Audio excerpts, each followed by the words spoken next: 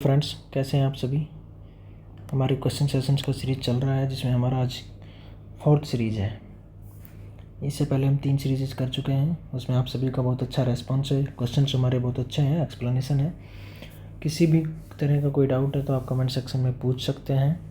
हम आपके हर प्रॉब्लम्स का, हर डाउट का सोल्यूशन करने के लिए रेडी हैं। हम अपनी सेशन में आज 4th सेशन लेके आए हैं, तो हम आपकी तरफ से अपना बहुत अच्छा इन्वॉल्वमेंट चाहते हैं। हमारा फर्स्ट क्वेश्चन जिसमें आज है, a home health nurse is planning for her daily visit, which client should the home health nurse visit first. एक हेल्थ केयर नर्स है और डेली विजिट के लिए प्लान कर रही है, तो उनमें से हमारे पास कुछ ऑप्शन दिए गए हैं जिनमें से फर्स्ट पेशेंट कौन सा होगा जिसको नर्स होम विजिट करेगी। फर्स्ट ऑप्शन है a client with AIDS being treated with foscarnet. Second option a client with a fractured femur in a long leg cast. Third option a client with laryngeal cancer, यानी कि एक patient जिसको ads है और एक medicine चल रहा है जिसका फोस्कारनेट। फोस्कारनेट एक मेडिसिन है जो एक एंटीवायरल मेडिकेशन है। फोस्कारनेट एंटीवायरल मेडिकेशन है, एंटीवायरल मेडिकेशन है फोस्कारनेट। इसको सिर्फ आईवी रूट से दिया जा सकता है। फोस्कारनेट एक antiviral medication only given by the IV route. दूसरा ऑप्शन है एक क्लाइंट विद फ्रैक्चर्ड फीमर, एक फीमर फ्रैक्चर वाला पेशेंट है और इन लॉन्ग लेग कास्ट और उसको एक प्लास्टर लगा हुआ है। तीसरा ऑप्शन है client with laryngeal cancer and with a laryngectomy, एक लेरेंजल कैंसर वाला पेशेंट है जिसका लेरेंजेटोमी हो रखा है। और फोर्थ ऑप्शन है एक client with diabetic ulcer to the left foot. इन 4 ऑप्शंस में से कौन सा ऐसा पेशेंट है जो प्रायोरिटी रखेगा, मीन्स होम विजिट में नर्स इनमें से किस केस को पहले देखेगी, किसको होम विजिट फर्स्ट करेगी। तो इसमें ऑप्शन आपका होगा C, because a client with laryngeal cancer with a laryngectomy is at higher risk of airway alteration. Airway alteration, इस तरह के केसेस जो हैं जो एयरवे से रिलेटेड है, आपको पता होना चाहिए airway is the first priority. और ऐसे कोई भी केसेस जो एयरवे को ऑब्स्ट्रक्ट कर सकते हैं या एयरवे में कुछ भी अल्ट्रेशन कर सकते हैं, इस तरह के केसेस को हम प्रायोरिटी बेसिस में रखते हैं। तो इसका सही option is the correct answer, a client with laryngeal cancer with laryngectomy. AIDS वाला पेशेंट जो फोस्कारनेट एंटीवायरल मेडिकेशन पे है उसको भी डिले किया जा सकता है या इस लेरेंजल कैंसर वाले पेशेंट के बाद में देखा जा सकता है। एक क्लाइंट विद फ्रैक्चर्ड फीमर वाला पेशेंट भी स्टेबल है क्योंकि फ्रैक्चर हो चुका है और बोन को इमोबलाइज किया हुआ है। और चौथा एक्सक्लूडेड ऑप्शन हमारा था एक client with diabetic ulcer to the left foot. Diabetic ulcer वाले पेशेंट को इतना कोई इमरजेंसी नहीं है या इतना कोई प्रायोरिटी उसका बनता नहीं है कि होम विजिट में उसको फर्स्ट प्रायोरिटी हम देंगे, क्योंकि डायबिटिक अल्सर वाले पेशेंट को लेफ्ट फुट में अगर डायबिटिक अल्सर है तो अल्सर वाला पेशेंट भी नॉर्मल रह सकता है, उसका भी कोई प्रायोरिटी फर्स्ट बेसिस बनता नहीं है। इसलिए लेरेंजल कैंसर ये एयरवे अल्ट्रेशन कर सकता है, इसलिए ये हमारा ऑप्शन सही होगा। नेक्स्ट क्वेश्चन हमारा है,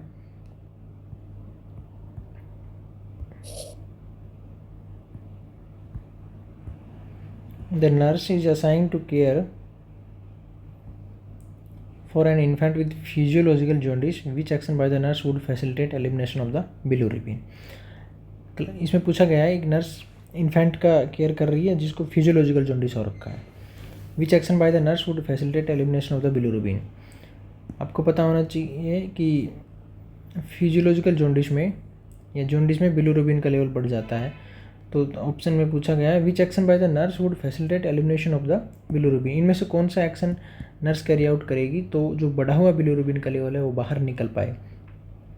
इसमें पूछा है फिजियोलॉजिकल जॉन्डिस। फिजियोलॉजिकल जॉन्डिस देखिए इन्फेंट में यानी कि न्यूबॉर्न बेबी जो होता है, जो वो डिलीवरी के बाद में, उसमें 2 तरह के जॉन्डिस देखने को मिल सकते हैं, पैथोलॉजिकल और दूसरा होता है फिजियोलॉजिकल। पैथोलॉजिकल जॉन्डिस जो बर्थ के फर्स्ट 24 आवर्स में होता है, फिजियोलॉजिकल जॉन्डिस जो बर्थ के आफ्टर 24 आवर्स होता है, उसको हम फिजियोलॉजिकल जॉन्डिस बोलते हैं। पैथोलॉजिकल जॉन्डिस वो जॉन्डिस जो जन्म के फर्स्ट 24 आवर्स में देखने को मिलता है, उसको हम पैथोलॉजिकल जॉन्डिस बोलते हैं। पैथोलॉजिकल जॉन्डिस का कोज हो सकता है RH इनकॉम्पेटिबिलिटी, ये पैथोलॉजिकल जॉन्डिस का कोज हो सकता है। फिजियोलॉजिकल जॉन्डिस 24 आवर्स के बाद में होता है, ये नॉर्मल प्रोसेस है, अपने आप रिजोल्व हो जाता है। इसका रीज़न हो सकता है कि जो इमेच्योर लीवर जो है, बेबी जो है, बच्चा है, उसका इमेच्योर लीवर होता है। इमेच्योर लीवर की वजह से बिलिरुबिन का एक्सक्रीशन नहीं हो पाता है। एक्सक्रीशन होने के लिए यूरिनरी और फीसेस के थ्रू बिलिरुबिन का एक्सक्रीशन होगा। इसीलिए वो जॉन्डिस जो 24 आवर्स बाद में हो रहा है, इसमें हमारा था the nurse is assign to care for a client infant with physiological jaundice which action by the nurse would facilitate elimination of the bilirubin. तो कौन सा इनमें से एक्शन है जिसमें से बिलिरुबिन जो बॉडी में बढ़ा हुआ है वो बाहर निकल पाएगा? फर्स्ट ऑप्शन हमारा है increasing the infant's fluid intake, बच्चे के फ्लूइड इनटेक को अगर हम बढ़ा दें तो। दूसरा था maintaining the infants body temperature at 98.6 degree Fahrenheit, बच्चे के बॉडी टेम्परेचर को इतना मेंटेन करना है। तीसरा था minimising tactile stimulation. Fourth decreasing caloric intake. इसमें सही ऑप्शन जो है increasing the infant's fluid intake, क्योंकि बिलिरुबिन का जो लेवल है, बिलिरुबिन जो बॉडी में बढ़ा हुआ है, बिलिरुबिन यूरिनरी पाथवे के थ्रू बाहर होगा, यूरिनरी पाथवे के थ्रू बिलिरुबिन बाहर हो पाएगा। तो बिलिरुबिन के बाहर होने के लिए अगर हम पेशेंट के या बच्चे के फ्लूइड को इनटेक को बढ़ा दें, फ्लूइड इनटेक बढ़ जाएगा तो उसको यूरिनरी फ्रीक्वेंसी भी बढ़ जाएगी। यूरिनरी फ्रीक्वेंसी बढ़ेगी तो बार बार वॉशरूम जाएगा, बार बार यूरिन पास आउट होगा, बार बार यूरिन पास आउट होने की वजह से जो बिलिरुबिन का लेवल बढ़ा हुआ है वो बाहर निकल जाएगा, बढ़ा हुआ बिलिरुबिन, और नॉर्मल लेवल में आ जाएगा। इसलिए A option is the correct answer. Option B, C and D, maintaining infant's body temperature 98 degree Fahrenheit, ये तो नॉर्मल ही है, इससे बिलिरुबिन एक्सेस बाहर नहीं निकल पाएगा। मिनिमाइज टैक्टिक स्टिमुलेशन और डिक्रीजिंग कैलोरिक इंटेक, इनका ये इरेलेवेंट ऑप्शंस बनते हैं हमारे पास में, जिनका फिजियोलॉजिकल जॉन्डिस से कोई भी लिंक नहीं है। इसलिए A option is the correct answer because increasing the fluid intake will also result in excretion of the waste bilirubin. Next question हमारा है the graduated license practical nurse is assigned to care for the client on ventilator support pending organ donation. एक license practical nurse है, एक ventilator वाले patient की care कर रही है जिसका पेंडिंग ऑर्गन डोनेशन, पेशेंट को ऑर्गन डोनेट करना है जिसकी वो अभी ड्यू है, पेशेंट वेंटिलेटर पे है और उसका ऑर्गन डोनेशन होना है। विच गोल शुड रिसीव प्रायोरिटी, इनमें से कौन सा ऑप्शन जो है वो नर्स का प्रायोरिटी रहेगा? फर्स्ट हमारा है maintaining the clients blood pressure, systolic blood pressure eight 70 mmHg और ग्रेटर। अगर पेशेंट के बीपी को, सिस्टोलिक बीपी को 70 mmHg और या इससे ज़्यादा मेंटेन करना है। दूसरा प्रायोरिटी पूछा है maintain the clients urinary output greater than 300 cc per hour, 3 cc per hour, क्या इतना यूरिन आउटपुट में मॉनिटर होना ज़रूरी है? तीसरा ऑप्शन है maintain the client's body temperature of greater than 33 degree Fahrenheit rectal, या पेशेंट का 33 डिग्री फ़ारेनहाइट रेक्टल टेम्परेचर में मॉनिटर मेंटेन करेंगे।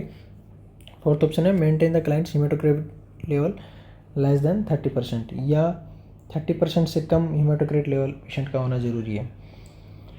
तो यहाँ पे हमें फर्स्ट प्रायोरिटी या रिसीव पूछा है आपसे कि प्रायोरिटी कौन सा होगा, एक ऐसा पेशेंट जिसका ऑर्गन डोनेशन होना है और वो पेशेंट वेंटिलेटर सपोर्ट पे है। तो इसका आंसर होगा A option, because maintain the clients systolic blood pressure eight 70 mmHg। अगर पेशेंट का बीपी, मान लीजिए अगर पेशेंट का बीपी 70 mmHg से ज़्यादा है, 70 mmHg से अगर ज़्यादा है, तो पेशेंट के जो वाइटल ऑर्गन्स जो हैं, वाइटल ऑर्गन्स जिनका या जिन ऑर्गन्स का डोनेशन होना है, यहाँ पे हमें बताया गया था क्वेश्चन में कि पेशेंट का ऑर्गन डोनेशन होना है और वेंटिलेटर सपोर्ट पे है। अगर बीपी मान लीजिए हम उसका 70 mmHg सिस्टोलिक बीपी की बात कर रहे हैं, 70 mmHg और उससे ज़्यादा है तो उसके वाइटल्स ऑर्गन्स का परफ्यूजन मेंटेन हो पाएगा। परफ्यूजन का मतलब हो गया उसके वाइटल्स ऑर्गन्स को ब्लड सप्लाई पहुंच पाएगी। और ऑर्गन डोनेशन करने के लिए हमारे पास में एक फंक्शनल ऑर्गन होना ज़रूरी है।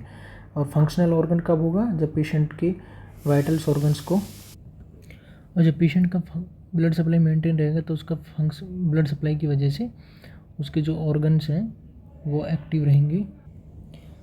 ऑर्गन एक्टिव रहने की वजह से उनमें ब्लड सप्लाई रहेगी और ब्लड सप्लाई मेंटेन रहेगी तो फंक्शनल रहेंगे। फंक्शनल रहने की वजह से हम उनको दूसरे पेशेंट को जिसको रिसीव होने हैं, यानी कि जो रिसिपिएंट है, ऑर्गन रिसिपिएंट है, उसमें वो फंक्शनल रहेंगे, काम कर पाएंगे अच्छे से। इसीलिए सिस्टोलिक ब्लड प्रेशर को 70 mmHg या इससे ज़्यादा मेंटेन करके रखना है। 300 cc पर हावर यूरिन आउटपुट बहुत ज़्यादा हो जाता है, इसलिए ये रॉन्ग आंसर होगा। Maintain the client's body temperature of greater than 33 degree Fahrenheit rectal. नहीं, नॉर्मल तो 98.6 डिग्री फ़ारेनहाइट होता ही है, तो इससे भी ज़्यादा हमें मेंटेन करना है या इतना मेंटेन करना है एटलीस्ट, इसलिए ये ऑप्शन भी गलत होगा। Maintain the clients haematocrit level. Haematocrit का मतलब होता है कि आपके ब्लड में, हेमाटोक्रिट का मतलब होता है आपके ब्लड में कितना % आरबीसी है। मान लीजिए आपका 100 ml ब्लड है, उसमें 30%। हेमाटोक्रिट का मतलब होता है आपके ब्लड में कितना % आरबीसी है। मान लीजिए 100 ml ब्लड है और उसमें से 40 ml आरबीसी है, तो इसका मतलब हुआ आपका हेमाटोक्रिट लेवल 40% है। तो maintain the clients haematocrit level less than 30%। 30% से कम मेंटेन करना है? नहीं, 30% से कम मेंटेन नहीं करना है, क्योंकि अगर 30% से कम हुआ इसका मतलब है कि उसमें आरबीसी कम है। आरबीसी कम है मतलब उसका ब्लड में ऑक्सीजन कैरिंग कैपेसिटी कम है, और हमें क्या चाहिए? ऑर्गन डोनेट करना है, तो इसका मतलब है कि हमारा ऑर्गन फुल्ली फंक्शनल होना चाहिए, न्यूरिश्ड होना चाहिए, उसमें ब्लड सप्लाई एडिक्वेट होनी चाहिए, ऑक्सीजन कैपेसिटी, ऑक्सीजन उसमें पूरा होना चाहिए, सैचुरेशन पूरा होना चाहिए उस ऑर्गन का। इसीलिए हेमाटोक्रिट लेवल को हम 30% से कम नहीं रखेंगे, हमें 30% से ज़्यादा रखना पड़ेगा। यहाँ पे हेमाटोक्रिट लेवल की अगर हम बात करें तो नॉर्मल लेवल फीमेल और मेल अगर दोनों की बात करें तो 35.5% से लेकर के 48% तक नॉर्मल हेमाटोक्रिट लेवल होता है मेल और फीमेल दोनों में। इसीलिए 35% तो मिनिमम है, और यहाँ पे दिया ऑप्शन में 30, इसीलिए ये ऑप्शन भी गलत होगा। सी ऑप्शन भी गलत होगा, क्योंकि 98.6 डिग्री फ़ारेनहाइट टेम्परेचर तो नॉर्मली है, इतना तो एटलीस्ट हमें मेंटेन करना है, इसलिए ये भी गलत होगा। Option B, maintain the client's urine output greater than 300 cc पर हावर। 300 cc पर हावर यूरिन आउटपुट बहुत ही ज़्यादा होता है, इसलिए ये ऑप्शन भी गलत होगा। A option is the correct answer, because we have to maintain the systolic blood pressure at least 70 mmHg और greater than it to maintain or perfusion the vital organ of the patient, that is very very essential for donation of that organ. That's why A option is the correct answer. Next question है, which action by the novice nurse indicate a need for further teaching? novice का मतलब होता है जो newly learn कर रहे हैं, newly learn यानी कि जो भी नए नए हैं और सीख रहे हैं। विच action by the novice nurse indicate a need for further teaching, यानी कि एक न्यूली लर्न नाइसेंस है, नर्स जो है वो कुछ भी काम कर रही है, उसने उस काम को गलत कर दिया है, इसका मतलब ये है। Indicate a need for further teaching, यानी कि उसको दोबारा से और पढ़ाने की ज़रूरत है और सिखाने की ज़रूरत है। तो अगर इनमें से कौन सा ऑप्शन है जिसको उसने गलत कर दिया है तो हमें उसको और सिखाना है। फर्स्ट ऑप्शन हमारे पास में है, the nurse fail to wear gloves to remove a dressing. क्या नर्स ने ग्लव्स पहने बगैर ही रिमूव ए ड्रेसिंग को रिमूव कर दिया है। द नर्स अप्लाइज, दूसरा ऑप्शन था, the nurse apply an oxygen saturation monitor to the ear lobe. Nurse ने ऑक्सीजन प्रोब को ईयर लोब पे अप्लाई कर दिया है, ईयर लोब पे लगाया है। The nurse elevate the head of the bed to check the blood pressure check करने के लिए पेशेंट का हेड वाला साइड जो है उसको एलिवेट किया है बेड को। द द फोर्थ ऑप्शन है the nurse place the extremity in a dependent position to acquire a peripheral blood sample. एक सैंपल लेने के लिए, ब्लड सैंपलिंग के लिए उसकी लिम्ब को या एक्सट्रीमिटीज़ को डिपेंडेंट पोजीशन में रखा हुआ है। तो इनमें से कौन सा जो ऑप्शन है वो गलत है, इसलिए जिसको नर्स ने कर दिया है तो हमें उसको क्या सिखाना है। देखिए आप इसमें आपको पहले पता होना चाहिए कि नॉर्मल प्रोसेस क्या होता है। अगर हम बात करें डी ऑप्शन में, तो नर्स प्लेस द एक्सट्रीमिटी, उसने डिपेंडेंट पोजीशन में यानी कि एक जगह रखकर या स्टेबल पोजीशन बना करके पेरिफेरल ब्लड सैंपल लिया है। तो आप बताइए क्या ये सही ऑप्शन है या नहीं। ये ऑप्शन सही है, क्योंकि ऐसे ही करना चाहिए। आप जब कहीं भी ब्लड विड्रॉ कर रहे हैं, कोई ब्लड सैंपल ले रहे हैं, तो आपका जो एक्सट्रीमिटीज़ है या जहाँ से आप ब्लड ले रहे हैं वो डिपेंडेंट और स्टेबल पोजीशन में होना चाहिए। इसलिए ये काम सही किया है, नर्स ने ये काम सही किया है कि उसको डिपेंडेंट पोजीशन में रख के सैंपल लिया है। और यहाँ पे था हमारे पास में नीड ए फर्दर टीचिंग, यानी कि उसने क्या गलत कर दिया ताकि आपको उसको और सिखाने की ज़रूरत है।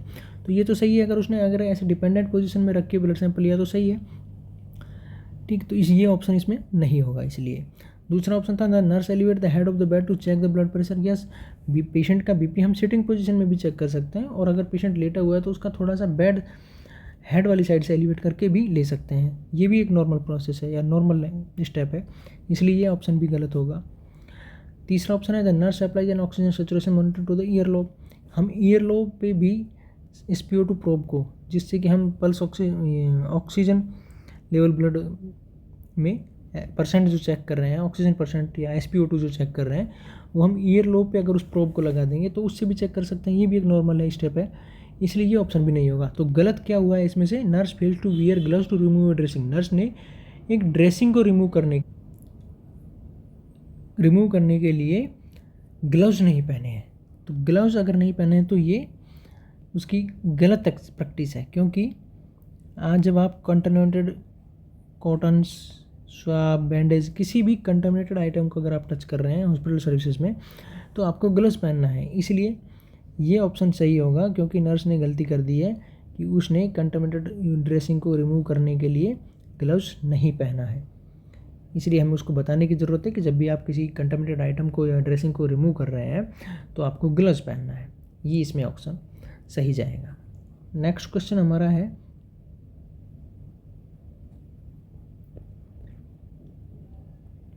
The nurse is preparing a client for mammography. To prepare the client for mammogram the nurse should tell the client. एक पेशेंट है जिसका मैमोग्राफी होना है, तो सबसे पहले आपको पता होना चाहिए मैमोग्राफी क्या होता है। Mammography is the X-ray of breast with low radiation, ठीक है। मैमोग्राफी का मतलब होता है X-ray of breast with low radiation, या इसको हम बोल सकते हैं कि लो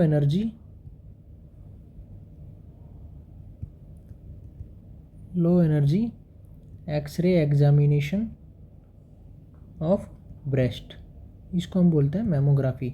तो ठीक है, मैमोग्राफी एक पेशेंट का होना है। दूसरा तो ऑप्शन नेक्स्ट आगे क्वेश्चन था to prepare the client for mammogram the nurse should tell the client.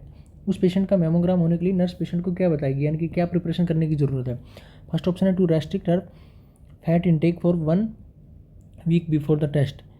क्या टेस्ट के 1 सप्ताह पहले से, यानी कि 1 वीक अर्लियर, उसके फैट इनटेक को बंद कर देगी या कम कर देगी? नहीं, ऐसा करने की कोई ज़रूरत नहीं है, क्योंकि इसके मैमोग्राफ के लिए या मैमोग्राम के लिए कोई स्पेशल डाइटरी इंस्ट्रक्शंस नहीं है।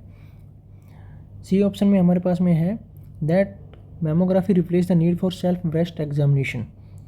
क्या मैमोग्राफी होने के बाद, यानी कि low energy X-ray of breast होने के बाद में, क्या पेशेंट को सेल्फ ब्रेस्ट एग्जामिनेशन की ज़रूरत नहीं रहेगी? नहीं, यह ऑप्शन गलत होगा, क्योंकि अगर मैमोग्राफी हो गया तो इसका मतलब ये नहीं है कि पेशेंट सेल्फ ब्रेस्ट एग्जामिनेशन नहीं करेगा, क्योंकि ब्रेस्ट सेल्फ एग्जामिनेशन भी उसको हर मंथ में करना है।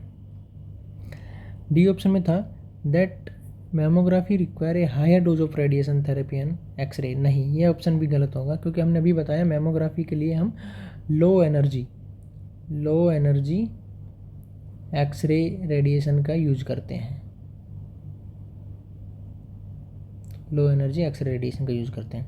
तो यहाँ पे बी ऑप्शन है टू ओमिट क्रीम पाउडर्स और डिओड्रेंट बिफोर द एग्ज़ाम। ये ऑप्शन सही होगा, क्योंकि जब हम मेमोग्राफ के लिए कोई पेशेंट को प्रिपेयर कर रहे हैं या जब मेमोग्राफ के लिए ले जा रहे हैं तो उस पेशेंट में हम किसी भी तरह का क्रीम, पाउडर्स और डिओड्रेंट नहीं लगाएंगे, ये यूज नहीं करेंगे, क्योंकि ये जो है एक्सरे के टाइम पे या ब्रेस्ट के एग्जामिनेशन के टाइम पे जब हम मेमोग्राफी कर रहे हैं तो उसका जो एक्चुअल रिजल्ट है उसको आने में हिंड्रेंस करेगा, यानी कि उसको समझने में भी प्रॉब्लम होगी कि एक्चुअल में उसका जो इमेज हम देख पा रहे हैं वो है, क्योंकि ये जो क्रीम, पाउडर्स और डिओड्रेंट्स है इनसे जो है ब्रेस्ट में अगर कोई लंप है तो उसका हम साइज़ की या उसके स्ट्रक्चर का आइडिया करेक्ट नहीं लगा पाएंगे। इसलिए क्रीम्स, पाउडर्स और डिओड्रेंट पेशेंट्स को मेमोग्राम से पहले यूज़ करने के लिए मना करना है। नेक्स्ट क्वेश्चन हमारा है,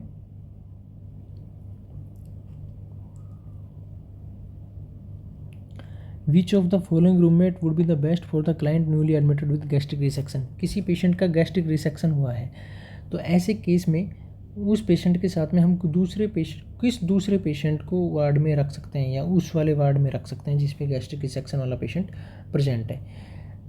एक पेशेंट के साथ में दूसरे पेशेंट को रखने को हम बोलते हैं कोहोर्ट क्लाइंट, यानी कि एक पेशेंट जिसका गैस्ट्रिक रिसेक्शन हो रखा है उसके साथ में हम कौन सा दूसरा पेशेंट कोहोर्ट कर सकते हैं। कोहोर्ट मतलब एक पेशेंट के साथ में दूसरा पेशेंट रखना, कोहोर्ट क्लाइंट। यहाँ पे पूछा है आपसे गैस्ट्रिक रिसेक्शन वाला पेशेंट है तो इस वाले पेशेंट के लिए कोहोर्ट क्लाइंट कौन सा हो सकता है, यानी कि ऐसा कोई क्लाइंट जो इस पेशेंट को मिनिमम, गैस्ट्रिक रिसेक्शन वाले पेशेंट को मिनिमम डिस्टर्बेंस करे, इसके लिए कौन सा पेशेंट हम रख सकते हैं। आपको यहाँ से एक क्वेश्चन समझ में आना चाहिए कि गैस्ट्रिक रिसेक्शन जो है ये एक गैस्ट्रिक सर्जरी है। इसमें गैस्ट्रिक रिसेक्शन में गैस्ट्रिक म्यूकोजा को रिमूव कर देते हैं। गैस्ट्रिक म्यूकोजा का रिमूवल होने की वजह से सेल, जो पैराइटल सेल्स गैस्ट्रिक म्यूकोजा में प्रेजेंट होती है उनके नंबर्स में कमी आ जाएगी। जो पैराइटल सेल्स के नंबर में कमी हो जाएगी तो इंट्रिंसिक फैक्टर जो कि पैराइटल सेल से सीक्रेट होता है उसका लेवल कम हो जाएगा। इंट्रिंसिक फैक्टर का लेवल अगर कम हो गया तो विटामिन B12 का एब्जॉर्प्शन नहीं होगा, decrease vitamin B12 absorption. Decrease vitamin B12 absorption होने की वजह से पेशेंट में परनीशियस एनीमिया हो जाएगा और परनीशियस एनीमिया वाले पेशेंट्स को हम लगातार लाइफ टाइम, अगर ऑटो इम्यून डिसऑर्डर है तो विटामिन B12 के इंजेक्शंस देते हैं। इसलिए गैस्ट्रिक रिसेक्शन वाले पेशेंट में परनीशियस एनीमिया होने के पूरे चांसेज होते हैं। चलो हम आते हैं अभी अपने नेक्स्ट क्वेश्चन पे। इसी क्वेश्चन में ये अपना टॉपिक था कि गैस्ट्रिक रिसेक्शन वाले पेशेंट के साथ में हम कौन से दूसरे पेशेंट को रख सकते हैं। एक client with Crohn's disease. Crohn's disease एक GIT डिसऑर्डर है। इसमें पेशेंट को बार बार डायरिया की कंप्लेंट होगी और वोमिटिंग की कंप्लेंट होगी। तो डायरिया और वोमिटिंग वाला पेशेंट जो है वो गैस्ट्रिक रिसेक्शन वाले पेशेंट को ज़्यादा प्रॉब्लम्स करेगा, इसलिए हम इस पेशेंट को इसके साथ में नहीं रख सकते गैस्ट्रिक रिसेक्शन वाले के साथ में। एक क्लाइंट विद न्यूमोनिया वाला पेशेंट को इन्फेक्शन हो रखा है और इन्फेक्शन, जिस पेशेंट को ऑलरेडी इन्फेक्शन है उस पेशेंट को हम दूसरे पेशेंट के साथ में नहीं रखेंगे, क्योंकि ये इन्फेक्शन वाला पेशेंट जो है इसके जो स्नीजिंग और कफिंग से जो बैक्टीरिया, वायरस जो निकलेंगे वो गैस्ट्रिक रिसेक्शन वाले पेशेंट को जो ड्रेसिंग हो रखा है या जो सर्जिकल साइट्स जो है उस सर्जिकल साइट्स पे इन्फेक्शन प्रोड्यूस कर सकता है। इसलिए गैस्ट्रिक रिसेक्शन वाले पेशेंट के साथ में हम न्यूमोनिया वाले पेशेंट को भी नहीं रखेंगे। तीसरा ऑप्शन हमारे पास में है एक क्लाइंट विद गैस्ट्राइटिस। एक ऐसा पेशेंट जिसको गैस्ट्राइटिस हो रखा है। गैस्ट्राइटिस में भी डायरिया और वोमिटिंग बहुत ही फ्रीक्वेंटली होगा। डायरिया और वोमिटिंग वाले पेशेंट के साथ में भी हम गैस्ट्रिक रिसेक्शन वाले पेशेंट को नहीं रखेंगे, क्योंकि ये भी इस पेशेंट के कंफर्ट लेवल को कम कर देगा। एक क्लाइंट विद फ्लेबाइटिस जिसको वीनस इन्फ्लामेशन हो रखा है या ब्लड वेसल्स का इन्फ्लामेशन हो रखा है, उस वाले पेशेंट को हम गैस्ट्रिक रिसेक्शन वाले पेशेंट के साथ में रख सकते हैं। इसलिए D option is the correct answer, क्योंकि फ्लेबाइटिस वाला patient is a stable patient that will not cause discomfort to the gastric resection patient, because phlebitis और वेनस इन्फ्लामेशन इतना कॉम्प्लिकेटेड नहीं है, पेशेंट आराम से एक ही जगह पर रेस्ट कर सकता है। तो फ्लेबाइटिस वाला पेशेंट गैस्ट्रिक रिसेक्शन वाले पेशेंट को ज़्यादा डिस्कम्फर्ट नहीं करेगा, इसलिए कोहॉर्ट क्लाइंट के रूप में हम गैस्ट्रिक रिसेक्शन के साथ में फ्लेबाइटिस वाले पेशेंट को रख सकते हैं। D option is the correct answer. अभी नेक्स्ट क्वेश्चन हमारा है, the license practical nurse is working with a registered nurse and patient care assistant. एक लाइसेंस नर्स जो है एक रजिस्टर्ड नर्स और पेशेंट केयर असिस्टेंट के साथ में काम कर रही है। Which of the following client should be cared by the registered nurse. तो इनमें से रजिस्टर्ड नर्स के द्वारा कौन सा पेशेंट देखा जाना चाहिए। देखिए, आपको दो चीज़ें पता होना चाहिए। सबसे पहले लाइसेंस्ड प्रैक्टिकल नर्स और एक लिखा है registered nurse. Registered nurse, license practical nurse और रजिस्टर्ड नर्स में क्या अंतर होता है। लाइसेंस प्रैक्टिकल नर्स ये प्रैक्टिकली ओरिएंटेड होते हैं, प्रैक्टिकल ओरिएंटेड रहते हैं। प्रैक्टिकल ओरिएंटेड रहते हैं इसका मतलब थ्योरेटिकल नॉलेज इनका थोड़ा कम होता है, ये प्रैक्टिकली ओरिएंटेड रहते हैं। रजिस्टर्ड नर्स एक प्रैक्टिकल प्लस थ्योरेटिकल एस्पेक्ट में स्ट्रॉन्ग होते हैं। लाइसेंस प्रैक्टिकल नर्स के लिए जो यूएस वगैरह में जो कोर्सेज होते हैं उनमें ड्यूरेशन 18 मंथ्स का होता है, 18 मंथ्स। और रजिस्टर्ड नर्स के लिए 24 से 36 मंथ्स ड्यूरेशन के कोर्सेज होते हैं। तो आप एक जनरल तरीके से ये मान सकते हैं कि रजिस्टर्ड नर्स एक बैचलर और डिग्री पास्ट रजिस्टर्ड नर्स होती है। ये रजिस्टर्ड नर्स की क्वालिटी और क्वालिफिकेशन लाइसेंस प्रैक्टिकल नर्स से अच्छी होती है या ज़्यादा होती है। इसलिए यहाँ पे पूछा है कि ऐसा कौन सा पेशेंट है, इनमें से कौन सा पेशेंट है जिसको रजिस्टर्ड नर्स देखेगी। यानी कि आपके साथ में एक प्रैक्टिकल नर्स भी है और रजिस्टर्ड नर्स भी है। तो रजिस्टर्ड नर्स इनमें से कौन से वाले पेशेंट को देखेगी, यानी कि जिसको प्रैक्टिकल नर्स नहीं देख पाएगी। यहाँ पे हमारे पास फर्स्ट ऑप्शन है, a client with 2 day post appendectomy. Post appendectomy वाला पेशेंट है जिसका 2 दिन हो गया पोस्ट ऑप में। अपेंडिक्स वाले पेशेंट नेक्स्ट सर्जरी के नेक्स्ट 24 आवर्स से 48 आवर्स में डिस्चार्ज हो जाता है। तो 2 डेज पोस्ट ऑप वाला पेशेंट जो है वो इसका मतलब है स्टेबल हो गया और डिस्चार्ज हो सकता है। तो रजिस्टर्ड नर्स जो एक प्रैक्टिकल नर्स से या लाइसेंस प्रैक्टिकल नर्स से जो एडवांस है, यानी कि उससे ज़्यादा नॉलेज है, उससे ज़्यादा प्रैक्टिकल एक्सपीरियंसेज है, तो उसको इस तरह के छोटे केसेज या ऐसे केस जो थोड़ा कॉम्प्लिकेटेड नहीं है उस पेशेंट को देखने की ज़रूरत नहीं है। तो ये ऑप्शन इसका गलत होगा, क्योंकि पोस्ट अपेंडेक्टमी वाला पेशेंट एक नॉर्मल पेशेंट होता है और नेक्स्ट सर्जरी के 24 से 48 आवर्स में डिस्चार्ज हो सकता है। दूसरा ऑप्शन है, एक client with 1 week post thyroidectomy. 1 week यानी 7 days post thyroidectomy, thyroid surgery होने के बाद में 7 दिन में, पोस्ट थायरॉइडेक्टोमी से सर्जरी होने के बाद में 7 दिन तक पेशेंट स्टेबल हो चुका होगा, इसलिए इस पेशेंट को भी ज़्यादा केयर की कोई ज़रूरत नहीं है, इसलिए रजिस्टर्ड नर्स इस पेशेंट को भी नहीं देख पाएगी। तीसरा ऑप्शन हमारे पास है, client 3rd day post splenectomy. Splenectomy में भी पोस्ट ऑप में 3rd डेज हो गया, 3 दिन तक भी पेशेंट स्टेबल हो चुका है, उसको कोई कॉम्प्लिकेशंस नहीं है, तो इस पेशेंट को भी रजिस्टर्ड नर्स के देखने की ज़रूरत नहीं है। यानी कि इन तीनों केसेस में ए, बी और सी, इन तीनों को लाइसेंस प्रैक्टिकल नर्स भी हैंडल कर सकती है। फोर्थ ऑप्शन हमारे पास में है, एक client 2 days post thoracotomy. Thoracotomy क्या होता है, एक स्मॉल कट और incision, a small cut incision made in ribs या chest to get access in chest cavity. यानी कि चेस्ट में एक हल्का सा इंसिजन या कट लगा करके जो अंदर के जो ऑर्गन है, चेस्ट कैविटी के अंदर जो ऑर्गन है, जैसे कि हार्ट है, इसोफेगस है, ट्रैकिया है, वहाँ तक एक्सेस करने के लिए, लंग्स तक एक्सेस करने के लिए जो प्रोसीजर करते हैं उसको हम थोरैकोटोमी बोलते हैं। तो एक क्लाइंट 2 डेज पोस्ट थोरैकोटोमी एक वाइटल्स ऑर्गन से रिलेटेड है, जैसे कि लंग्स में थोरैकोटोमी के टाइम पे पंक्चर हो गया है, प्लूरल स्पेस जो है वो नहीं कवर्ड हो पा रहा है पूरा, प्लूरल स्पेस में एयर का एक्युमुलेशन हो गया है, डिस्प्लेस्ड मीडियास्टिनम हो गया है। तो इस तरह के केसेस में, यानी कि थोरैकोटोमी वाले केसेस में रेस्पिरेटरी प्रॉब्लम्स होने के भी ज़्यादा चांसेस रहते हैं, या उनके वाइटल्स ऑर्गन, जैसे हमने अभी बताया कि जो चेस्ट की थोरेकोटोमी वाले पेशेंट में हमने अभी बताया कि जब स्मॉल कट इंसिजन अगर लगाते हैं तो अंदर के जो वाइटल्स ऑर्गन है जैसे कि हार्ट है, लंग्स है, इनको डैमेज हो सकता है। इनको डैमेज होने की वजह से पेशेंट में कॉम्प्लिकेशन प्रोड्यूस हो सकते हैं और इस तरह के पोस्ट थोरेकोटोमी या थोरेकोटोमी वाले पेशेंट में जो कॉम्प्लिकेशन है उनको अवॉइड करने के लिए या उनको हैंडल करने के लिए एक ऐसे नर्स की या रजिस्टर्ड नर्स की ज़रूरत होती है जो थोड़ा एडवांस है, जिसका प्रैक्टिकल और थियोरेटिकल बेसिस नॉलेज जो है वो ज़्यादा है। यानी कि जो लाइसेंस प्रैक्टिकल नर्स से ज़्यादा एडवांस है रजिस्टर्ड नर्स, हमने पहले भी बता चुके हैं इस बारे में। इसलिए रजिस्टर्ड नर्स इस वाले केसेस को देख पाएगी, तो उसको ये असाइनमेंट मिलना चाहिए या ये असाइनमेंट मिलेगा post thoracotomy client of 2 days post thoracotomy. आपको समझ में आ रहा है? नेक्स्ट क्वेश्चन अभी हमारा है, the licensed nurse is observing a graduate nurse as she access to the central venous pressure. Which observation would indicate that the graduate need further teaching? यानी कि जो ग्रेजुएट नर्स है वो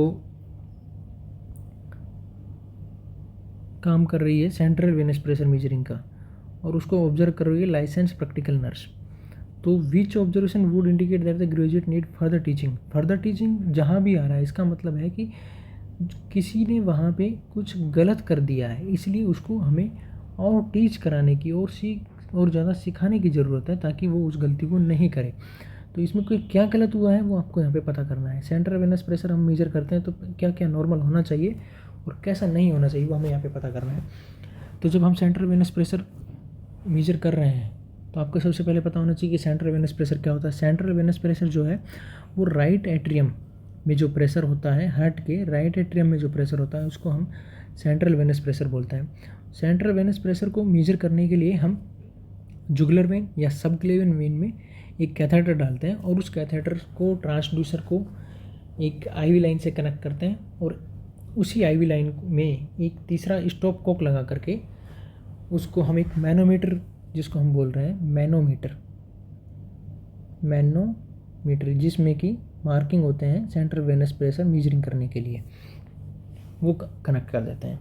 अभी हम प्राइम करने के बाद में, एनएस से प्राइम करने के बाद में उस आईवी लाइन में स्टॉप कॉक लगाएंगे। स्टॉप कॉक का एक सिरा सबक्लेवियन या जुगुलर वेन से जो कैथेटर आ रहा है उससे साथ में अटैच रहेगा और एक सिरा स्टॉप कॉक का जो मैनोमीटर है उससे कनेक्टेड रहेगा। अब जब हम ये मेजरमेंट कर रहे हैं तो हम पेशेंट को फ्लैट पोजीशन में रखेंगे, एक पिल्लो भी हेड के नीचे नहीं लगाएंगे, फ्लैट पोजीशन में रहेंगे।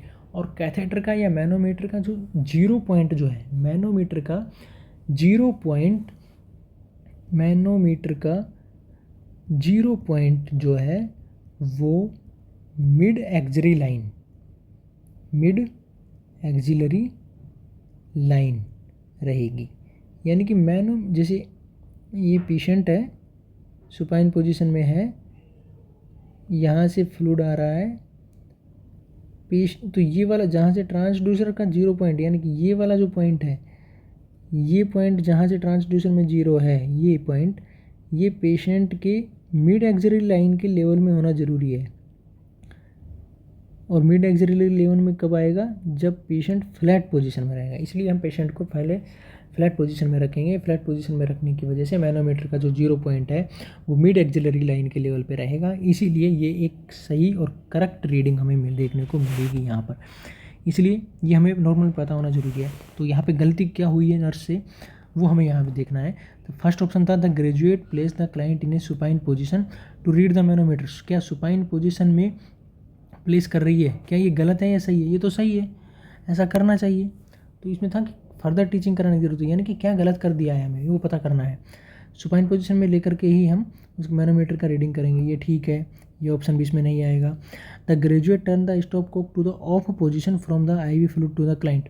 यानी कि जब हम उसका प्रेशर का मेजरमेंट कर रहे हैं तो जो स्टॉप कॉक यानी कि जो 3 वे हमने जो लगाया है, जो आईवी फ्लूइड लाइन से भी कनेक्टेड है और मैनोमीटर से भी कनेक्टेड है, तो क्या उस मेजरमेंट करते टाइम, मैनोमीटर में मेजरिंग करते टाइम हम उस स्टॉप कॉक के आईवी फ्लूइड वाली जो लाइन उससे कनेक्टेड है उसको हम बंद कर देंगे। बंद करके जब रीडिंग लेंगे तो वो रीडिंग एक्यूरेट आएगी। यहाँ पे बताया गया है आपको कि क्या हम रीडिंग लेते टाइम स्टॉप कॉक जो कि आईवी फ्लूइड से कनेक्ट है उसको ऑफ करेंगे? हाँ, उसको हम ऑफ करेंगे, इसलिए ये ऑप्शन भी हमारा सही है। मीन्स कि ये भी एक रीडिंग, अगर ये स्टेप फॉलो किया है नर्स ने तो ये सही है, ये गलत स्टेप उसने फॉलो नहीं किया है। और हमें यहाँ पे पता करना है कि कौन सा गलत स्टेप उसने किया है। तीसरा ऑप्शन है the graduate instruct the client to perform the Valsalva manoeuvre during the CVP reading. CVP reading यानी कि central venous pressure, 3 to 8 mmHg normal होता है। राइट एट्रियम का प्रेशर या सुपीरियर वेना केवा का प्रेशर, इसको हम सेंट्रल वेनस प्रेशर बोलते हैं। तो जब हम CVP मॉनिटर कर रहे हैं उस पेशेंट में हम वालसाल्वा मैन्यूअर करवा सकते हैं। The graduate instruct the client to perform Valsalva manoeuvre. Valsalva manoeuvre का मतलब होता है pinch the nose, exhale through mouth, pinch nose और bear down, exhale through the mouth. Firstly Valsalva manoeuvre में मान लीजिए आप अपने नोज को पिंच कर ले, completely strongly pinch your nose, exhale only through the mouth plus beer down. यानी कि जब पेशेंट स्ट्रेनिंग ऑफ फीसेस, जब वालसाल्वा मैन्यूअर आपको एक्चुअल समझना है तो आप ये समझ लीजिए कि जब कोई भी पेशेंट या कोई भी कैंडिडेट इंट्रा एब्डोमिनल प्रेशर बढ़ाता है, जैसे कि बाउल मूवमेंट के टाइम पे intra abdominal pressure, stool pass out करने के लिए इंट्रा एब्डोमिनल प्रेशर बढ़ाता है, उस टाइम वालसाल्वा मैन्यूअर होता है। तो वालसाल्वा मैन्यूअर में पेशेंट का या किसी भी कैंडिडेट का हार्ट रेट कम हो जाएगा। और अगर heart rate central venous pressure की रीडिंग करते टाइम या मेजरमेंट करते टाइम अगर हार्ट रेट कम हो रहा है तो इसका मतलब है कि आपको सेंट्रल वेनस प्रेशर की करेक्ट रीडिंग नहीं मिलेगी। इसलिए आपको पेशेंट को बोल देना है कि आप वालसाल्वा मैन्यूअर तो बिल्कुल नहीं करना है। इसलिए ये ऑप्शन सी ऑप्शन सही होगा। ए इसलिए गलत होगा क्योंकि पेशेंट को सुपाइन पोजीशन में ही हमें रखना है। यहाँ पे हम गलत वाला फाइंड आउट कर रहे हैं कि नर्स ने क्या गलती कर दी है। नर्स ने ये गलती कर दी है यहाँ पे कि उसने पेशेंट को बोल दिया कि वालसाल्वा मैन्यूअर कीजिए, लेकिन पेशेंट को वालसाल्वा मैन्यूअर नहीं करना चाहिए सेंट्रल वेनस प्रेशर मॉनिटरिंग करते टाइम। ए ऑप्शन था। सी सुपाइन पोजीशन देनी है, हाँ सेंट्रल वेनस प्रेशर के लिए हमें सुपाइन पोजीशन देने की ज़रूरत है। बी ऑप्शन था the graduate turn the stopcock to the off position from the IV fluid to the client. हाँ, जब हम सेंट्रल वेनस प्रेशर का मॉनिटरिंग कर रहे हैं तो जो 3 वे से IV लाइन में एनएस लाइन जो है वो कनेक्टेड है, उसको हम ऑफ करके रखेंगे तब रीडिंग लेंगे मैनोमीटर में। ये ऑप्शन भी सही है हमारे पास में, इसलिए ये गलत वाला हमें पता करना है यहाँ पे। डी ऑप्शन था the graduate notes the level at the top of the meniscus. Meniscus आपको पता होना ज़रूरी है। पहले मेनिस्कस के बारे में हम बताते हैं कि मेनिस्कस क्या होता है। जैसे ये मैनोमीटर की मार्किंग है और यहाँ पे सेंट्रल वेनस प्रेशर का मेजरिंग करते टाइम फ्लूइड और ब्लड जो आया है इसमें ये इस तरह से है या इस तरह से है। तो आपको जो रीडिंग लेनी है वो हायर पॉइंट पे जो है ये पूरा मेनिस्कस है। मेनिस्कस का मतलब हो गया ये, और मेनिस्कस होता है ये दोनों ही मेनिस्कस है। लेकिन जब आप मेनिस्कस की रीडिंग ले रहे हैं तो आपको मेनिस्कस के हायर पॉइंट, इस वाले सिरे की और इस वाले सिरे में जो लेवल में मार्किंग है उसकी मेजरमेंट नहीं करना है। आपको मेनिस्कस का जो टॉप पॉइंट है, जो ये पॉइंट है, ये वाला जो पॉइंट है, इसकी रीडिंग लेनी है। तो इसको हम बोलते हैं meniscus top point.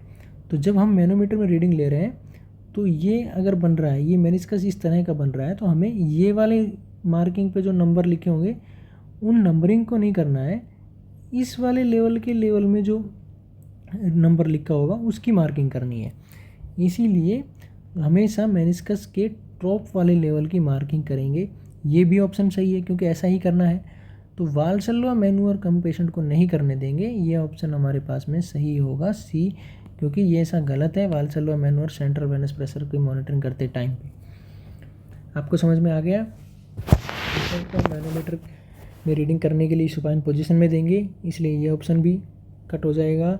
Graduate turn the stop, हाँ जब हम मैनोमीटर में रीडिंग कर रहे हैं तो स्टॉप कॉक बंद कर देंगे आईवी फ्लूइड वाला। डी, उसके मेनिस्कस की टॉप वाली रीडिंग हम लेंगे, टॉप लेवल में जो रीडिंग आ रही है वो लेंगे। वाल्सल्वा मैनूवर नहीं करने देंगे, इसलिए C option is the correct answer. Nurse ने इसको गलत इंस्ट्रक्ट कर दिया है और हमें इस नर्स ने क्या गलत किया वो ही पता करना था। नेक्स्ट क्वेश्चन अब हमारा है,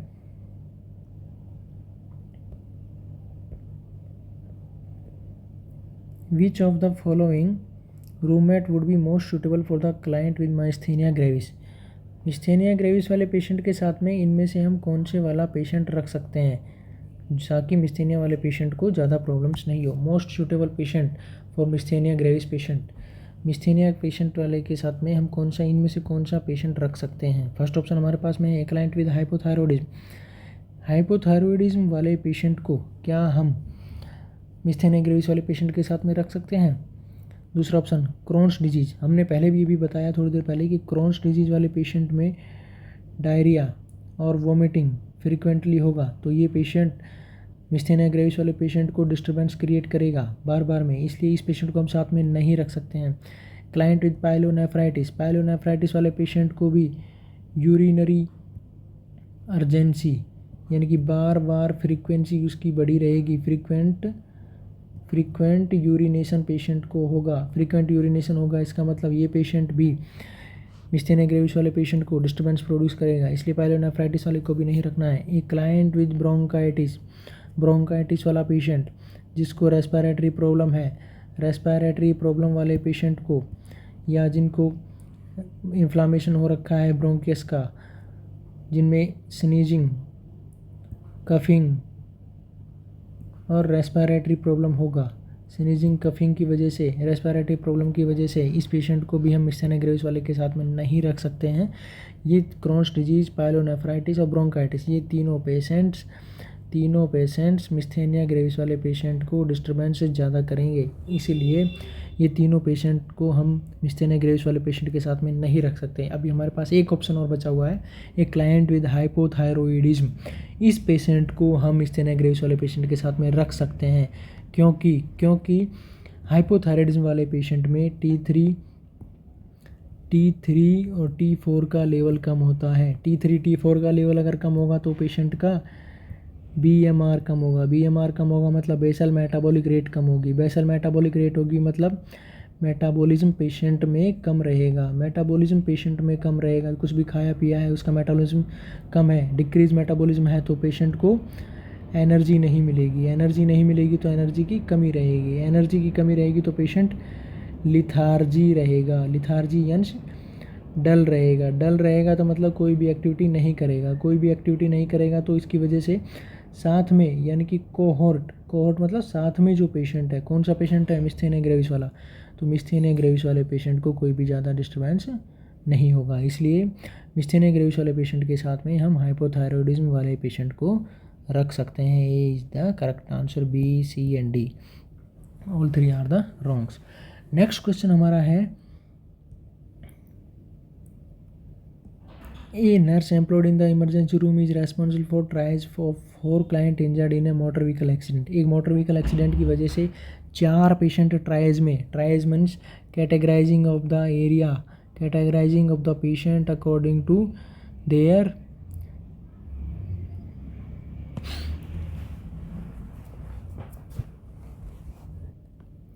देयर सिचुएशंस और up to their injury extent. एक मोटर व्हीकल एक्सीडेंट की वजह से 4 पेशेंट ट्राइज में आए हैं, विच of the following client should receive priority in care, तो इनमें से फर्स्टली नर्स किस पेशेंट को केयर देगी। पहला ऑप्शन हमारे पास में, ए 10 year old with laceration of the face, laceration means होता है ब्रूइजिंग, लेसरेशन मीन्स होता है निशान बन जाना, लेसरेट होना, एक साइड से थोड़ा सा फ्रिक्शन की वजह से स्किन का डैमेज हो जाना, तो ऐसा पेशेंट जिसके फेस का लेसरेशन हो चुका है वो पेशेंट प्रायोरिटी रखेगा, या ऐसा patient a 15 year old with sternal bruises, एक ऐसा पेशेंट जिसके स्टर्नम पे ब्रूइजेज यानी निशान बन गए हैं चोट की वजह से, गिरने की वजह से चोट लगी, चोट की वजह से स्टर्नम में या स्टर्नल एरिया में ब्रूइजेज हो गए हैं, निशान पड़ गए हैं, ब्लू कलर स्कार्स या लीजाइंस, ये 34 year old with fractured femur, या एक पेशेंट जिसका 34 ईयर एज है, फ्रैक्चर हो गया है फीमर का। ये 50 year old with dislocation of the elbow, या 50 साल वाला पेशेंट जिसकी एल्बो डिसलोकेट हो गई है। तो इनमें से ट्राइज में कौन सा पेशेंट नर्स की फर्स्ट प्रायोरिटी होगा? यहाँ पे आपको पता होना चाहिए laceration of the face. Laceration of the face की वजह से पेशेंट की लाइफ को कोई रिस्क नहीं है। लेसरेशन ऑफ द फेस बाद में भी सही हो सकता है, या ये इस पेशेंट को हम सेकेंड, थर्ड, फोर्थ किसी भी तरह की प्रायोरिटी पे हम रख सकते हैं। ये फर्स्ट प्रायोरिटी पे नहीं आ सकता है। लेकिन फ्रैक्चर्ड फीमर वाला पेशेंट भी फर्स्ट प्रायोरिटी पे नहीं आएगा, क्योंकि इसके पेशेंट को हम इमोबिलाइज कर सकते हैं फीमर पार्ट को या फ्रैक्चर्ड पार्ट को, लेकिन फर्स्ट प्रायोरिटी में केयर देने की इसको कोई ज़रूरत नहीं है। इसकी लाइफ लॉन्ग या लाइफ रिस्क में नहीं है अभी एक्सीडेंट के टाइम पे या मोटर व्हीकल एक्सीडेंट के टाइम पे। फोर्थ ऑप्शन था dislocation of the elbow. Dislocation of elbow वाले पेशेंट को भी अभी लाइफ रिस्क कोई नहीं है। यहाँ पे एक्सटर्नल ब्रूइजेज, यानी कि जिसके स्टर्नम में भी, एक्सटर्नल एरिया में ब्रूइजेज, ब्लू कलर्स के स्कार हो गए हैं, वहाँ पे चोट लगने की वजह से स्टर्नम एरिया में अगर चोट लगी है, इसका मतलब है कि उसको चेस्ट कैविटी में भी लगी है। और चेस्ट कैविटी में भी सभी वाइटल्स ऑर्गन होते हैं, जैसे कि हार्ट और लंग्स। इन दोनों में अगर चोट लगी है तो पेशेंट का लाइफ रिस्की हो सकता है। इसलिए नर्स का फर्स्ट प्रायोरिटी यहाँ पे कैटेगराइज या ट्राइज एरिया में एक्सटर्नल ब्रूइजेज वाला पेशेंट होगा। इसलिए B is the correct answer. A, C and D all these patient can be seen by the nurse at a later stage. Next question अभी हमारा है the client is next question The client with cirrhosis of the liver is receiving lactulase. The nurse is aware that the rationale for the order of lactulase is, यानी कि एक patient है जिसको liver का cirrhosis हो रखा है और उसको लैक्टुलोज चल रहा है। The nurse is aware that rationale for the order for lactulose is, तो नर्स को पता होना चाहिए कि लैक्टुलोज यूज़ करने का क्या रीज़न है लीवर सिरोसिस वाले पेशेंट में। सबसे पहले लैक्टुलोज का पता होना चाहिए। लैक्टुलोज एक डाइसैकेराइड है। डाइसैकेराइड यानी कि एक कार्बोहाइड्रेट है। लैक्टुलोज एक कार्बोहाइड्रेट, डाइसैकेराइड शुगर है। Disaccharide sugar lactulose. तो लीवर वाले पेशेंट को या लीवर सिरोसिस वाले पेशेंट को डाइसैकेराइड शुगर लैक्टुलोज हम क्यों दे रहे हैं, ये नर्स को पता होना चाहिए। क्या ऑप्शन है इसका? To lower the blood glucose level. क्या लैक्टुलोज सिरप जो है या लैक्टुलोज जो मेडिसिन है वो ब्लड ग्लूकोज लेवल को कम करती है? नहीं, क्योंकि ये तो डाइसैकेराइड शुगर ही है, शुगर तो खुद ही है, तो ये ब्लड शुगर को कम नहीं करेगी, ये बढ़ाएगी। इसलिए लैक्टुलोज का काम ब्लड शुगर लेवल को कम करने का नहीं है, बढ़ाने का है, ये गलत होगा। To lower the uric acid level, नहीं, लैक्टुलोज मेडिसिन या लैक्टुलोज शुगर जो है वो यूरिक एसिड लेवल पे कोई भी फ़र्क नहीं करती है। To lower the creatinine level, नहीं, क्रिएटिन लेवल पे भी उसका कोई असर नहीं होता है। C option is the correct answer because to lower the ammonia level. Liver वाले पेशेंट में अमोनिया का लेवल बढ़ा हुआ रहता है, इसलिए लैक्टुलोज देते हैं। और लैक्टुलोज पेशेंट के स्मॉल इंटेस्टाइन में बैक्टीरियाज को अमोनिया प्रोड्यूस करने से रोकता है। लैक्टुलोज इंटेस्टाइन में बैक्टीरिया के अमोनिया प्रोड्यूसन को रोकता है। अमोनिया का प्रोड्यूसन कम होगा तो पेशेंट में ऑटोमेटिकली ही लेवल अमोनिया का कम हो जाएगा। अमोनिया के लेवल को कम करने के लिए हम पेशेंट में लैक्टुलोज देते हैं। लैक्टुलोज सिरप के रूप में भी आता है। ये एक डाइसैकेराइड शुगर है। लैक्टुलोज को हम हिपैटिक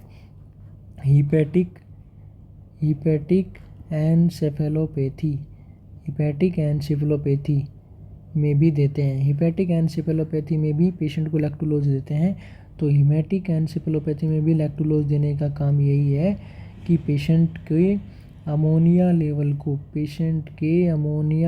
को हिपैटिक एनसेफेलोपैथी में लैक्टुलोज मेडिसिन कम करता है। और अमोनिया का लेवल अगर पेशेंट में कम होगा तो पेशेंट का जो कॉन्शियसनेस का लेवल है वो भी बढ़िया बना रहेगा। इसीलिए अमोनिया का लेवल जो ज़्यादा हो चुका है उसको कम करने के लिए, इंटेस्टाइन में अमोनिया के प्रोडक्शन को डिक्रीज करने के लिए, और गट से इंटेस्टाइनल वॉल के टिश्यू से गट ल्यूमन में अमोनिया को लाने के लिए, ध्यान से सुनिए, इंटेस्टाइनल वॉल के टिश्यू से अमोनिया को गट के ल्यूमन में लाने के लिए, ताकि वो फीकल मैटर के साथ बाहर निकल सके, इसीलिए अमोनिया के लेवल को कम किया जाता है लैक्टुलोज से। तो अभी ये आपको समझ में आ जाना चाहिए कि रेशनल यहाँ पे क्या है लैक्टुलोज यूज़ करने का, to lower the ammonia level, ammonia के लेवल को कम करने के लिए लैक्टुलोज सिरप हिपैटिक एनसेफेलोपैथी या सीरोसिस ऑफ द लीवर वाले पेशेंट को हम देते हैं। चलिए नेक्स्ट क्वेश्चन की तरफ। एक client with diabetes is preparing for discharge, diabetes वाला एक पेशेंट है, वो अभी डिस्चार्ज होने वाला है। During discharge teaching the nurse explain assess the client's ability to care for himself. Discharge summary explain करते टाइम या डिस्चार्ज टीचिंग कराते टाइम नर्स पेशेंट की एबिलिटी, क्लाइंट्स एबिलिटी, क्लाइंट अपनी केयर खुद कैसे कर सकता है या कितना लेवल तक का केयर कर सकता है वो समझ रही है या पता कर रही है। Which statement made by the client would indicate a need for follow up after discharge, इनमें से कौन सा स्टेटमेंट पेशेंट के द्वारा किया गया है जो ये बताएगा कि नर्स को पेशेंट को दोबारा से फॉलोअप डिस्चार्ज, यानी कि डिस्चार्ज के बाद में फॉलोअप के लिए बोलेगी। तो डिस्चार्ज के बाद में फॉलोअप के लिए कब बोलेगी, जब पेशेंट कुछ गलत कर देगा या कुछ अच्छे से समझ नहीं पाएगा, क्योंकि उसको फॉलोअप में दोबारा से समझाना है। इसलिए हमें इनमें से एक रॉन्ग स्टेटमेंट चूज करना है जो कि हमारा सही आंसर होगा यहाँ पे। तो क्या है इसमें, I live by my self, मैं अपने आप में अकेला रहती हूँ। ठीक है, इसका कोई लिंक यहाँ पे नहीं बनता है। हमें यहाँ पे जो पेशेंट को प्रॉब्लमेटिक हो सकता है उसके लिए पेशेंट को टीच करना है कि वो फॉलोअप में आएगा और हम उसको टीचिंग कराएंगे कि पेशेंट ये गलत समझ रहा है या ये गलत कर रहा है। आई हैव ट्रबल सीइंग, मुझे देखने में समस्या होती है। डायबिटीज वाले पेशेंट की बात यहाँ पे हो रही है। I have a cat in the house with me, patient बोल रहा है कि मेरे घर में एक कैट है। I usually drive myself to the doctor, मैं अपनी गाड़ी खुद ड्राइव करके डॉक्टर के पास में पहुँचता हूँ। तो इसमें कुछ भी गलत नहीं है, ठीक है, पेशेंट ड्राइव करके आ सकता है। I have a cat in the house with me, मेरे पास घर में एक कैट है। हाँ, कैट पेशेंट के पास में हो सकता है, उससे डायबिटीज़ वाले पेशेंट को कोई प्रॉब्लम नहीं है। हमें यहाँ पे ये पता करना है कि इनमें से कौन सा स्टेटमेंट है जो पेशेंट ने दिया है, डायबिटीज़ वाले ने, और वो गलत दे दिया है कि उसे अभी उसके बारे में पूरा नॉलेज नहीं है। तो हमें पेशेंट को और टीच कराने की ज़रूरत है जब वो फॉलोअप में आएगा। तो कौन सा है, बी इसका आंसर होगा। बी आंसर इसलिए होगा क्योंकि I have trouble seeing, patient को देखने में समस्या है। तो डायबिटीज़ वाले पेशेंट को फ्रीक्वेंटली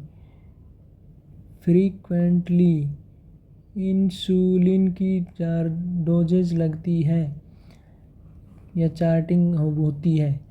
फ्रीक्वेंटली इंसुलिन की डोजेज किसको लगती है, डायबिटीज़ वाले पेशेंट को। डायबिटीज़ वाले पेशेंट को ही अगर देखने में प्रॉब्लम है, इसका मतलब पेशेंट का इंसुलिन का मार्किंग, इंसुलिन का कितना वैल्यू पेशेंट को देना है वो अच्छे से पेशेंट को नहीं पता रहेगा।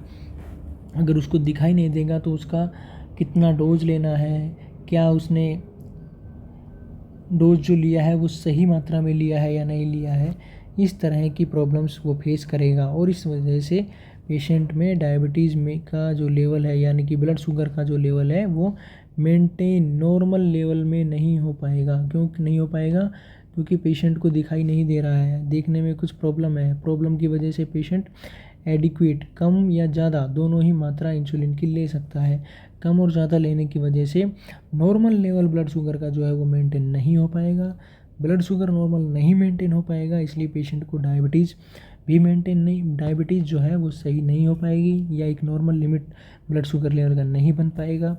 और ऐसे पेशेंट को बाद में डिस्चार्ज के टाइम पे या डिस्चार्ज के में टीचिंग कराएंगे, पेशेंट को फॉलोअप में बुलाएंगे, उसको दूसरे अल्टरनेटिव मेथड्स के बारे में बताएंगे कि कौन से इंसुलिन के डोजेज के वो करेक्ट चूज कर सकता है, कौन सा मेथड यूज़ कर सकता है।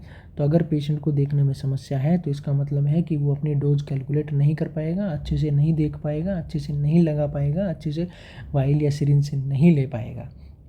इसीलिए पेशेंट को हम टीचिंग कराएंगे। तो इनमें से कौन सा ऑप्शन हमारा सही आंसर होगा, option B. I live myself मतलब पेशेंट अपने आप रह सकता है, कोई दिक्कत नहीं है उसमें। I have a cat in the house with me, patient के साथ में एक कैट रह सकता है। I usually drive myself to the doctor, मैं अपनी गाड़ी ड्राइव करके लेके आता हूँ, ठीक है, ये भी हो सकता है।